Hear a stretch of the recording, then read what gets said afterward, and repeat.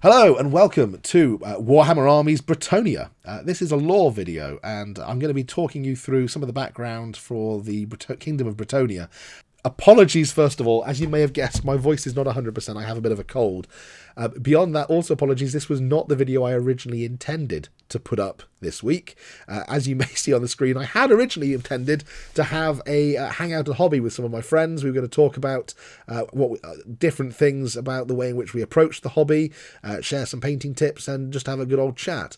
Unfortunately, I failed to record the audio for that video and so it is missing. My apologies for that. You'll have to tune in another time when I take another crack at that.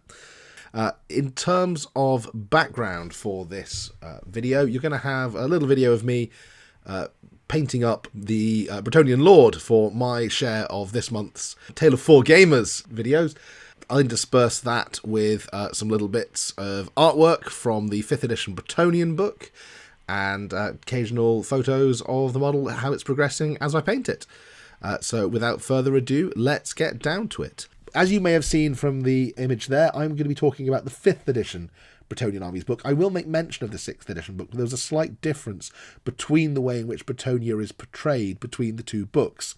In the 6th edition book, it's perhaps a slightly more realistic approach to Bretonnia, with peasants being very much a downtrodden class, and the knights being this kind of aloof and almost arrogant and unpleasant feudal lords. It's perhaps slightly more realistic as to how it was in the real world. I'm going to focus more, though, on the background from the 5th edition Bretonnian book, as by Nigel Stillman, which presented a more hopeful version of feudal chivalry.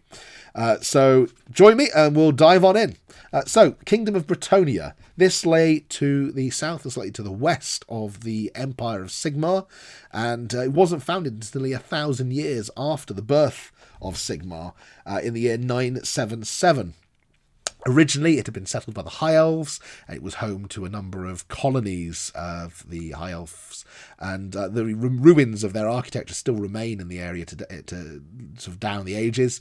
And it's this that's inspired, I think, perhaps the style of Bretonnia, the glamour of their knights and the tall, elegant architecture of their castles, as opposed to the kind of slightly more squat and perhaps dwarven-inspired castles of the Empire. But the elves left the lands that would become Bretonnia following the War of the Beard, and most of them retreated back to Ulthuan at that stage, except, of course, for a small holdout who remained behind in the forest of Athel-Loren. And the human tribes of the Bretonnie then began to settle this land, but it was also infested, really, with orcs and goblins who came down from the Grey Mountains and also up from the mountains to the south in the Vaults. The orcs were kind of striking at each of the dukes individually so that no one tribe could come to the assistance of any of the others. And in fact, they were all kind of hard-pressed defending themselves.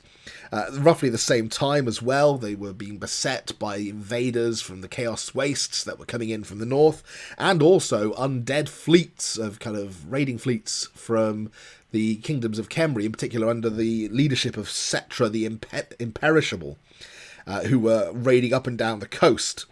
So it was kind of a do-or-die moment for the Bretonnians, and it was at that point that Guy, Duke of Baston, decided to try and unite all the rest of the warriors of the land, and it's for this reason he's known as Guy le Breton, or Guy the Uniter. And he's very much kind of an Arthurian figure who, in the background, it said that he gathered up his warriors and the warriors of the various other dukes of the different tribes and tried to forge them into a single army on the edge of the forest of Chalon to face down perhaps the largest and most powerful orc horde that had been seen in their land ever. And it was as dawn was rising on the day of this fateful battle that the dukes and their knights gathered on the shore of a lake at the edge of the forest of Chalon, and there they had a vision of a lady rising from the lake, a woman of incomparable beauty, it said, condensed into out of the vapours that were rising from the lake, and stood holding a gleaming chalice that overflowed with light that poured down from the edge of the cup into the lake, and the knights knelt and cupped the waters of the lake, drank it, and were filled with kind of the energy and the power of this vision. And it was at that moment that Guy, bringing forward his tattered war banner, dipped it on the end of his lance into the lake, saying, "Lady, bless my banner." And when he raised this blood-drenched rag out of the water, it was a rag no more, but instead a glorious, gleaming banner bearing an image of this beautiful Lady of the Lake as some kind of avenging goddess. And then all the other knights, following his lead, began dipping their weapons into the lake, saying, "Lady, bless my sword, bless my lance, bless my horse." And the gathered knights declared that Guy, as he was the first, and he was the one who bore the lady's banner, should be their leader in the battle to come. And as the vision of the lady melted away with the dawn, and the orc horde filled the horizon from end to end, the vastly outnumbered sort of army of human knights plunged like a hunter's lance into this horde, seeming almost to glow with the energy of this divine vision, and broke the back of the orc horde, and from then on were able to drive the orcs out of the Kingdom of Bretonnia, as it became known. So Guy was really the first king, albeit that he wasn't crowned as king. Instead, he was known as their leader of battles. It wasn't until his eventual passing that his son would eventually be crowned the first king, but more of that in a minute. But this group of knights, this group gathering of dukes and Guy himself, form the origin of the very first Grail Knights of Bretonnia. These knights who were kind of blessed with the power of what would become the signature goddess, really, of the Bretonnian people, and something that's very unique to their way of life compared to the other human tribes who worship perhaps gods like Manon of the sea, or Mor, death, and of course in the Empire Sigmar, this uniquely Bretonnian deity who really is kind of the backbone of the Bretonnian army. And Guy would go on to lead this army of knights in 12 further great battles before eventually being brought low. And again, there's very much King Arthur-style overtones to all of this. If you've never read Mort de l'Arthur, I certainly recommend it. It's very clearly an inspiration to Nigel Stillman as he was writing all of this. But eventually, whilst leading a group of young knights errant on a quest to the lake where they had first seen this vision of this beautiful lady, they were beset upon by orcs, and although they slew them, Guy was mortally wounded, and his companions essentially took him to the lake and prayed to the lady that they would save this figurehead, this epic leader of their people. And it was at that point that rather than the lady appearing before the knights, this was the first appearance of an individual known as the Fey Enchantress, who was kind of an emissary or an avatar of the Lady of the Lake. This Fey, beautiful sorceress, appeared in a boat and said that she was willing to save Guy, but that by doing so he would have to give up his life as he had known it and become a servant of the Lady of the Lake, much as she was. And Guy agreed to this, and so the knights laid him in the boat, and he was taken back to a sort of mist-shrouded island in the centre of the lake, ostensibly never to be seen again in the style that he was known. And I suppose in this respect it is very similar to the whole once and future king aspect of the Arthurian legend. The idea that the great king is not dead but gone, but will return in an hour of need, and we'll come back to that in a little bit more detail. But so after the loss of Guy, that was the point where the two knights errant had to return back to his court and say to the other Grail Knights, to his companions, and to his son what had happened to the king. And at that point there was kind of an assembly, a discussion about who should take over as the leader of the Bretonnians. And Guy's son Louis, who was now Duke of Baston, was very much the favourite to fulfil this role, and it was agreed that all the dukes wanted to appoint him to this kingly role, but he wouldn't accept it. He said that kingship was not something that should simply be given or inherited, it was something that had to be earned. And so he agreed to set out on a quest to find the Lady of the Lake in much the same way as his father had done, earning himself the title Louis the Rash, setting out there and then on this quest, which really, I suppose, makes him kind of one of the first questing knights of Bretonnia, but he set off to the sacred lake of the Lady and wandered the shores looking for a vision of the Lady of the Lake. And during the years that he was away, he fought against sort of monsters, orcs, much as later questing knights would done, essentially proving his worth until at long last he returned back to the Great Hall in the castle at Couronne, where all the dukes and Grail knights were gathered, and revealed that he had indeed discovered the Lady of the Lake and drunk from the Grail, and not only that, had been presented with a golden crown by the Fey Enchantress. In fact, the Fey Enchantress appeared before the court and declared that this crown was the crown of Bretonnia and was to be worn by all future kings of Bretonnia, and that the Lady of the Lake had chosen Louis as the king. And so at that point then she placed the crown upon his head, and he became, I suppose, the second king of Bretonnia, the first king of Bretonnia if you think it from the point of view of that he was the first one crowned. And one of the things that he did as king was he took the old traditions, the knightly traditions, and turned it into a true code of chivalry.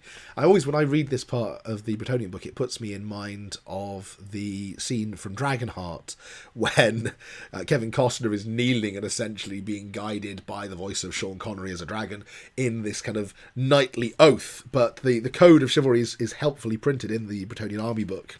And again, I suppose it's one of these things that sets this particular version of the Bretonnian background aside from the later editions. It very much is about duty and honour rather than privilege.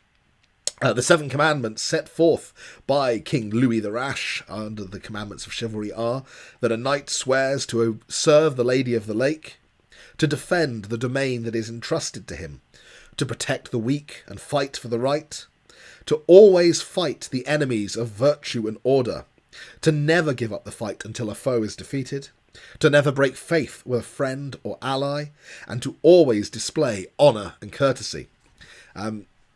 Anyone who's read the 6th edition Bretonnian book will know that knights behave very differently towards, in particular, the peasant classes in that.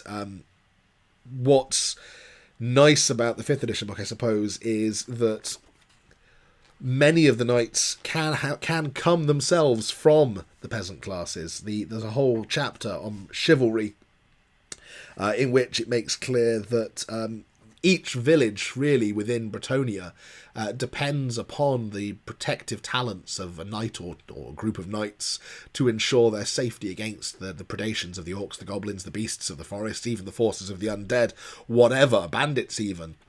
And that on this basis, going back even to the time of the Bretonnie, it was a custom that the bravest young man from a village would always train and be armed and ready to protect the rest of his fellow villagers.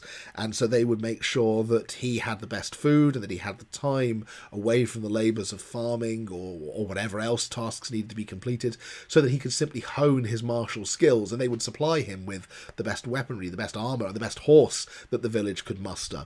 But in return, his obligation to those people was to ensure their safety and really almost to serve them in turn.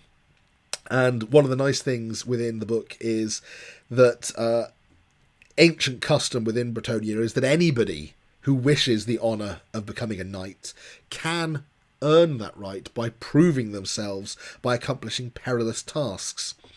Really, this is kind of, again, that errand of knighthood element of the background, the suggestion that the fairest maiden within a village might be asked to provide some task that is extremely dangerous but that will serve the well-being of her people, and that she'll set this young man who sort of steps forward and says he wants to become a knight this task, and if he achieves it, the expectation is that he will earn his spurs, he will earn the right to knighthood, and often also earn the right to marry the maiden who has set him this dire task in the first place. So whether this is slaying some kind of troublesome monster that's wandering the area, or going off and fighting in a battle if their lord, the duke or the baron, whoever sort of rules over the larger lands, requires warriors to fight on his behalf. And if the knight successfully completes this task, then they are declared no longer to be a knight errant, but instead are declared to be a knight of the realm, and then they would normally be expected to either reside within their lord's castle, or they might otherwise essentially have some kind of manse or dwelling of a suitable standard provided for them within the village. So I suppose it's a meritocracy in that respect, rather than simply being an area of a system of inherited wealth.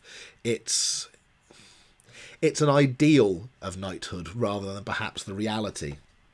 And within that, of course, then there's the option for squires and for sort of men-at-arms who can serve their lord in other capacities, or who perhaps will serve a knight-errant or a knight of the realm with the hope of learning from them the skills that will enable them to become a knight-errant themselves in turn. And all of this, of course, is backed up by the rules of honour. So this, apart from the code of chivalry laid down by Louis the Rash, knights are expected to behave in a particular way in order to display honour, and this includes things like always accepting a challenge to personal combat, only ever fighting with a hand-to-hand weapon, not with a missile weapon, so not killing from afar, not drawing their sword against a fellow knight unless it is in some form of trial by combat or in a tournament.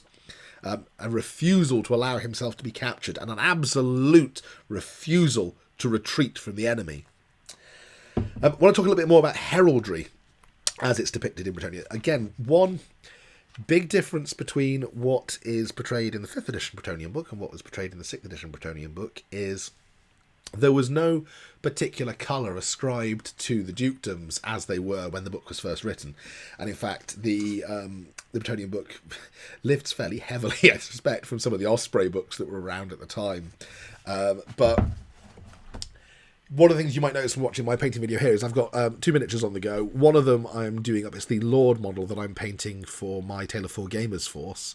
And I'm painting that in kind of shades of blue and red with accents of yellow and gold. The other one, I think, make no bones about. I am painting green-white with hints of red, and it will have a red dragon on it. Whereas other people might paint a horse white with a red cross on it, I'm choosing to honour some of my Welsh ancestry, and this is going to have the flag of Wales on it. But I'm departing a little bit from the heraldic colours as set out in the 6th edition book, where it's very much suggested that green is a non-knightly colour. Green is portrayed in the 6th edition book as being the colour of peasants, because it's allegedly an easy dye to make, and also that it's got sort of suggested ties to the Fae, to the elves of Athel Loren. Somewhat ironic that the Bretonians, as of the 6th edition onwards, forswear the colour green because of the alleged ties to Athel Loren, given the decision Games Workshop eventually made to suggest that the Lady of the Lake was simply one of the wood elf goddesses in ostensibly a Scooby-Doo mask. I'm choosing to follow the background as it's put forth in the 5th edition book, in which the Lady of the Lake is not some pointy-eared wannabe, but is in fact a wholly distinct goddess that happens to serve the Bretonians, and as such there is no issue with using green, and in fact a number of models in the colour section of the 5th edition Bretonian book are portrayed with green as one of the prominent colours in their heraldry. I'm not using it overly, because I think there are a limited number of colours that green go with, and there is a danger that if you use green, for example, with colours like blue, it can look a little bit muted, or if you use it, for example, with yellow, then you end up with a knight that looks a bit like a packet of cheese and onion crisps. But nonetheless, green and white, lovely colours. Just ask the Warriors of Rohan, they'll agree. So that's what I'm doing there. But popping up on the screen for you now, you can hopefully see one of the things I loved from the 5th edition book.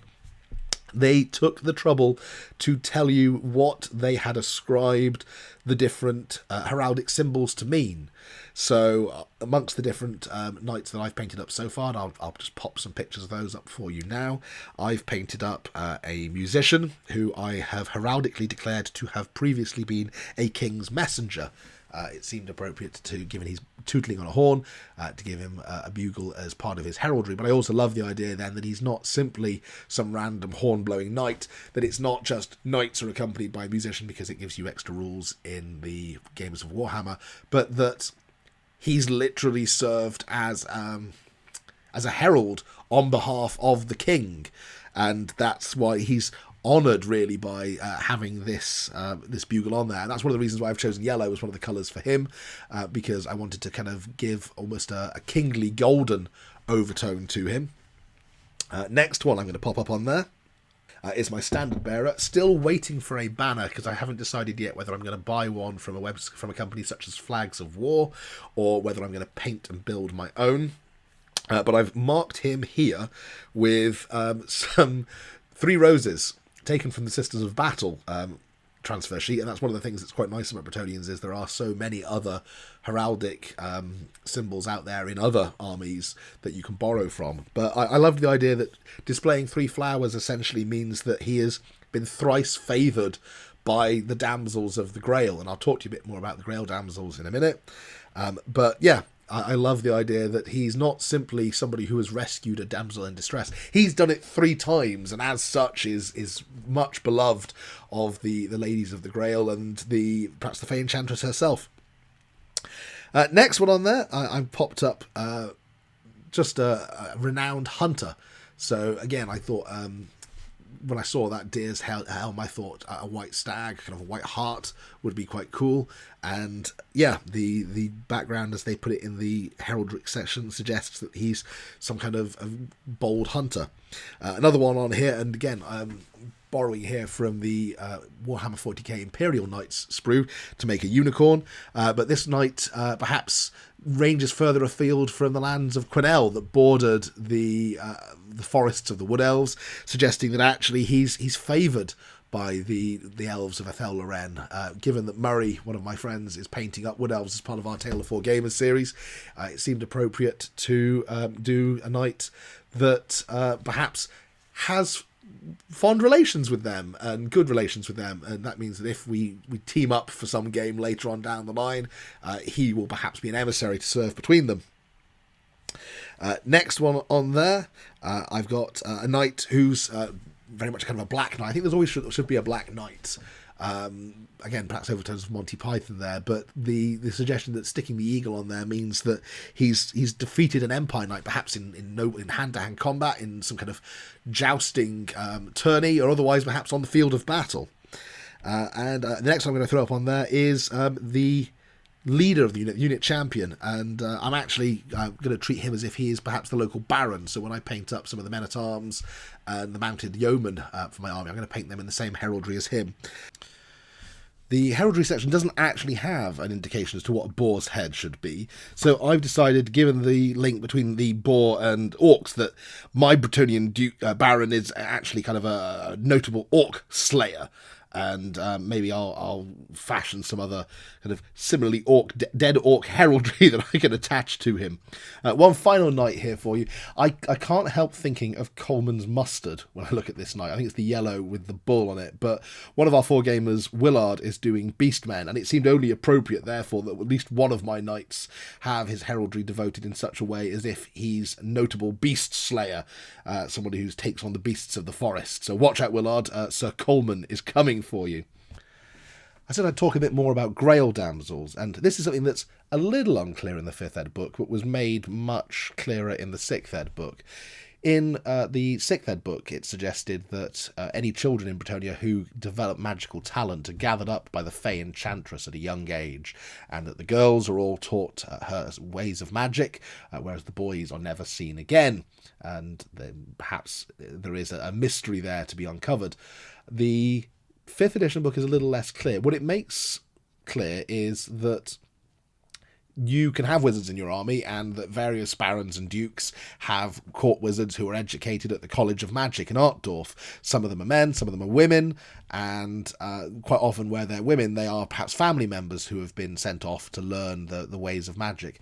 It also suggests, though, that there is a rivalry between those who are taught magic at the College of Magic in Altdorf and those who perhaps learn their magic from the Fey Enchantress herself. And I suspect that's the implication, that is where the Grail damsels come from. So the Fey Enchantress, Morgiana Le Fay, again, heavily borrowing from the Arthurian myth. She's one of the special characters that features in the back of the Bretonnian book. And I love the idea of this kind of mystical sorceress. It comes something straight out of fairy tales. This all-powerful emissary of the Lady of the Lake, who is so blessed that she's even able to ride a unicorn, a creature that normally would reject all but the purest of souls. She's known to abide on the Ile de Lis, which is the middle of Lac de Chalon, in the middle of the forest of Chalon, which is where the Lady of the Lake first appeared to Guy de Breton. But she's also has numerous other locations throughout the stories, and in fact she plays a vital role in the one of the most infamous incidents in Bretonian history, the affair of the False Grail. So this, I guess, again, is kind of tying into the whole Mordred element of Arthurian legend, and it's, again, heavily influenced by Arthurian myth. Involves a Duke Maldred. I wonder where they got that name from. Duke Maldred of Mouisson, the cursed city as it's sometimes known, who, I'll just find the year that this occurred.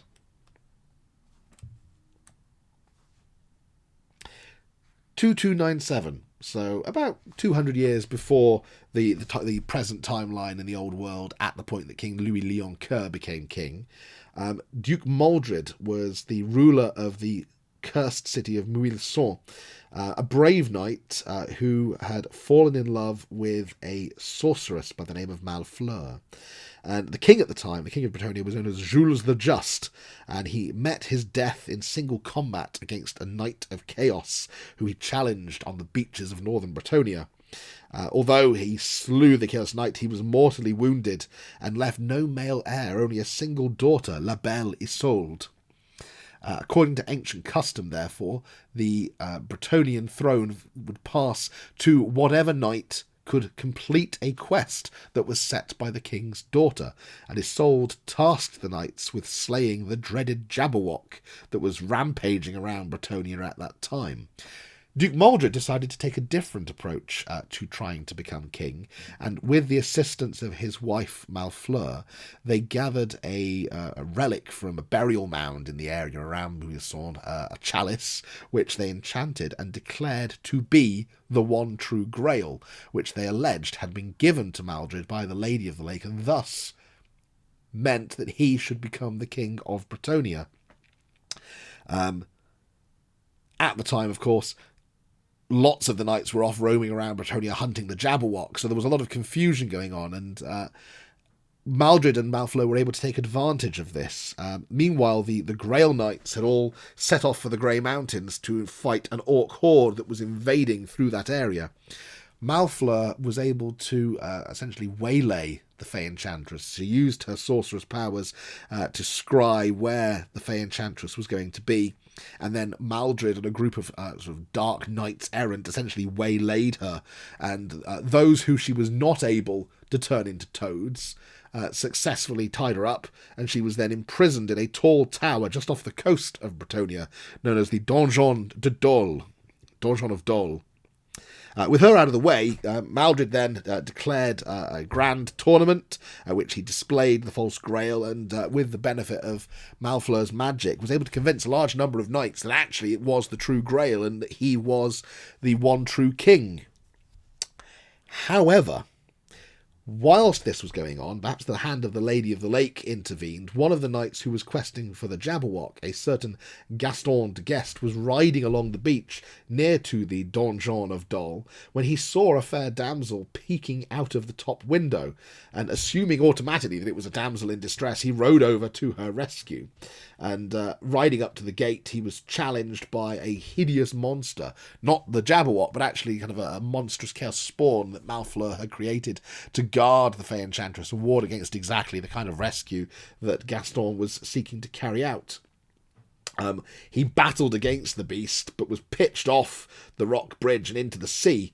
However, at the last minute, he managed to catch hold of a footing, and borrowing from Rapunzel, the Fey Enchantress tossed out a loop of her hair from the window, and Gaston was able to catch hold of it and then essentially ride back up into the castle and rescue the Fey Enchantress, riding off with her behind him on his warhorse. Once she'd been released, then basically the plot of Maldred and Malfleur was foiled. They sealed themselves up in Mouisson, and a siege took place for 3 years, with Maldred refusing to accept that he wasn't the one true king, and that the Grail was a false one. The Grail Knights returned from their quests in the Grey Mountains, but Maldred was able to bring in fresh supplies by sea, and so in theory it would seem that the siege might have gone on in perpetuity. However, inevitably there was an outbreak of plague within the city that was kept cooped up in this way, and borrowing again from, I think, perhaps Edgar Allan Poe, there's a lovely story in which whilst the city was ravaged by plague, Maldred, Malfleur and the remaining nobles sealed themselves away, confident that they would be able to party until the plague had passed. And then instead, when finally the plague passed and the Grail Knights and the Fey Enchantress were able to enter the city, they found all the nobles dead, still dressed in their party finery inside the capital city, whereas the peasants themselves seemed to have been spared by the plague. Meanwhile, Jules the Just's daughter Isolde wed Gaston de Guest, who was dutifully crowned by the Fey Enchantress, and he became known as Gaston de Beauguest, King of Bretonnia, and declared Mouilson a wasteland. And since then, there's been a number of errantry wars. The individuals, groups of knights errant have gathered to ride into the city of Mouilson and try and kind of clear it out of the chaos spawn and all manner of unpleasant creatures that have populated the area since then. I want to talk to you just lastly about a few more of the special characters that featured in the book. I've mentioned, of course, the current king of Bretonnia is Louon Lioncoeur, the Lion-Hearted. One of the things I love in the 5th edition book is there was just so many special characters. It was like they'd had all these lovely ideas for characters that just populated the myths and legends of Bretonnia, and they wanted to try and cram as many of these knightly ideals into the book as possible. So, for example, we have Rapace de Lyonesse, who won fame as very much kind of a Joan of Arc figure when Chaos Raiders were ravaging the area around her homeland. She is allegedly a shepherdess who received a vision from the Lady of the Lake saying, "Rapace, Rapace, rid my land of these foul foes that offend me with their presence." And only being 17 years of age, nonetheless, she donned some armour and found a warhorse from a slain knight, opened the reliquary at the village Grail Chapel and took up the sword that was found hanging there. Then, fastening a tapestry that was on the wall to her lance, she rode forth, rallied the knights of Lyonesse, vanquished the Chaos army, saved Couronne, and drove the forces of Chaos into the sea. There's one of my all-time favourite, and one of the models I'm hoping to include in my 4Gamers army, Bertrand the Brigand and the Bowman of Bergerac. The full background of Bertrand the Brigand actually doesn't appear in the Bretonnian book. It featured in one of the pages of White Dwarf, White Dwarf issue 204. I think perhaps most notably I have to mention the Green Knight. Now, this obviously makes reference to Sir Gawain and the Green Knight, and he's described as being a well-known figure in Bretonnian folklore who appears to those who are questing for the Grail, who guards the lakes and stone circles where the Lady of the Lake might appear, that he'll challenge any questing knight who seeks the Grail to mortal combat, and that this is the last and final test in many a Grail quest. If the questing knight can defeat the Green Knight, he will eventually reach the Grail, whereas any knight who is unworthy of the Grail will never defeat the Green Knight and will either flee or be slain. The Green Knight himself cannot be slain, no matter how grievous the wounds inflicted upon him. If his head is struck off, he will simply pick it up and ride off with it. It is said that the Green Knight is in fact Guy le Breton, changed and become immortal, as we said earlier, following the time when he was carried off into the lake by the Fey Enchantress. It was said that he would become a servant of the Lady of the Lake, much as she was, and this would seem to be the role that he now carries, guarding the sacred places of the realm from evil and killing any monsters, orcs, or other foul creatures that would profane these places. He wears green armour entwined with ivy and rides among the trees and bushes unseen, to suddenly appear with a drawn sword before his adversary, saying but 3 words in old Bretonnian: "None shall pass." Then there is no choice but to fight or die. One final little bit of story I want to deal with from the Bretonnia book. As I've mentioned, the Fey Enchantress is fond of turning those who would trouble with her into toads. And there's a wonderful little story in which a group of girls gather toads from a meadow and take them back to their village, convinced that one of them might be a handsome prince, that if they kiss the toad or frog, it will turn back into a prince and carry them off to their castle. And it says that everyone agreed that Yvette had indeed caught the largest and the ugliest frog. Kiss the frog, shrieked the girls, as Yvette raised the struggling amphibian to her lips and planted a smacker on its head. Nothing happened, and there was a collective sigh of disappointment. In turn, each girl kissed her catch, but no one had any success. Disappointed, the girls disposed of their frogs in the time-honoured fashion of dropping them in the well or throwing them at passers-by. Before one of them cried out that there were some handsome knights riding past the village, and screaming with excitement, they rushed off to ogle them. Feeling left out, Michelle went to kick one of the frogs, but at the last moment stopped, picked it up, and realised that it was so big and ugly it must be a toad instead of a frog. Holding the bloated creature firmly, she kissed it.